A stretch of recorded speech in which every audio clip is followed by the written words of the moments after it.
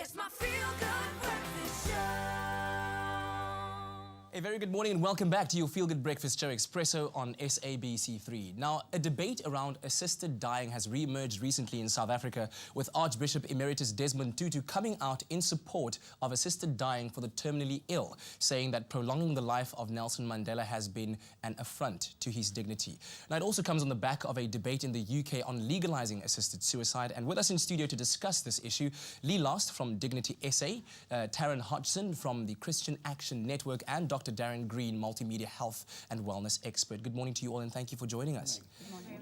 Lee, I'm going to start off with you first because you represent Dignity SA that is spearheaded by Sean Davison, and I understand he was under house arrest in 2010 for 5 years for assisting his elderly mother to die. So what does Dignity SA stand for in this issue, and what is it that you try to achieve?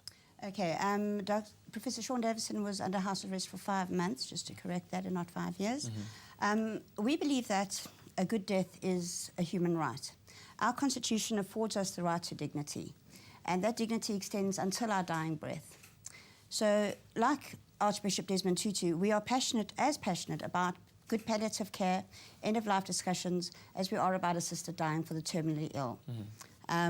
We honestly believe that the human rights aspect of our law will protect us in terms of this law change that we're seeking. We're also in the process of trying to legalize advanced directives. We've produced an advanced directive that has been endorsed by Hospice of South Africa. But currently our law stands that advanced directives are not legal documents, which is really crazy if you think about it. Okay. Taryn, and your organisation is completely against euthanasia or assisted dying, as it were. So what are the major concerns regarding the legalisation of it, or having a bill that legalises that? Yes, well, as a pro-life organisation, we believe that every life is sacred and every life is given dignity and meaning and purpose, even in the midst of suffering through Jesus Christ. And while, you know, there's a huge moral divide between letting someone die and making someone die. The one is letting nature take its natural course and the other is murder. And we believe that legalising euthanasia puts governments on a very slippery slope and can be a very dangerous weapon in the hands of an evil government who may want to eliminate those who are a burden to society or you know, are in the way. And in fact, a Dutch professor who used to be in support of euthanasia has now made a press statement to the UK government saying that he believes it's been a terrible mistake legalising euthanasia in the Netherlands, and he's seen that slippery slope in action, and he's seen that assisted suicide becoming a normal procedure rather than as a last resort. Yeah.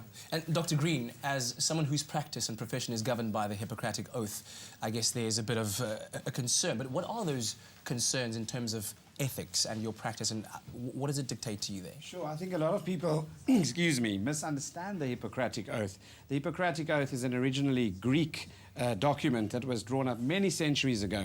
But currently, we no longer actually use the Hippocratic Oath as part of our swearing-in ceremony, generally at all our medical schools and faculties of health sciences. We actually have modernized versions of it. The original Hippocratic Oath, for example, was swearing by all the Greek gods of healing, for example, to do good, no harm, not inject poison and that kind of thing. So in our side, from our side as medical, excuse me, practitioners, what makes it challenging is the fact that we actually have a split in the opinion of perception in doctors about what doing good actually is. Preserving dignity and preserving life at the cost, for example, of the family being involved, but also the issue of whether that life maintains dignity through suffering is something that's come to the fore.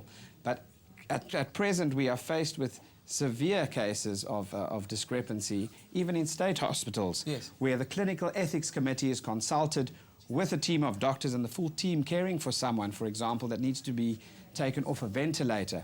And that's why it's very important what my colleagues have mentioned, the difference, understanding the difference between withholding treatment from someone, withdrawing treatment from someone, and then the doctor writing the script, for example, for someone to actually have what they call physician-assisted suicide. So those three concepts are very important to understand. So by my understanding, the current suggestion right now is the option of assisted dying by only given to terminal patients with less than 9 months to live. And so when you look at something like that, is there a bit of a compromise from, let's say, both sides where you balance out the suffering, as the doctor said, with the cost of to the family, but also preventing abuse from one side? I'm going to pose that to you firstly. I'll use Oregon, USA as an example. This has been legal in Oregon for 16 years. Yes. Assisted dying accounts for 0.02% of deaths in Oregon. And after 8 years of the law being in place, hospice withdrew their objection to assisted dying because they saw that there wasn't the slippery slope that was supposedly meant to be there. They saw that people weren't being compromised, the vulnerable weren't being targeted, Yes. and end-of-life care wasn't being compromised. So we're very confident that it's for a very small minority of people for whom palliative care is not enough. There's a huge distinction between assisted dying and assisted suicide. Yeah. And Taryn, to you, is there a way of finding a compromise? No, I think it's still open to huge abuse. You know, patients can beat all predictions, doctors often make mistakes, and what we really need to be doing is helping and supporting people emotionally in the midst of suffering. Yes. Well, thank you very much to all of you for coming in this morning and sharing your opinions with us. Thank you very much. So as you can hear, obviously a topic that still requires a lot of discussion, a very controversial one, and a lot of debate will still, of course, occur before we reach some kind of endpoint. But Ilona, over to you right now. What's happening in your corner of the studio?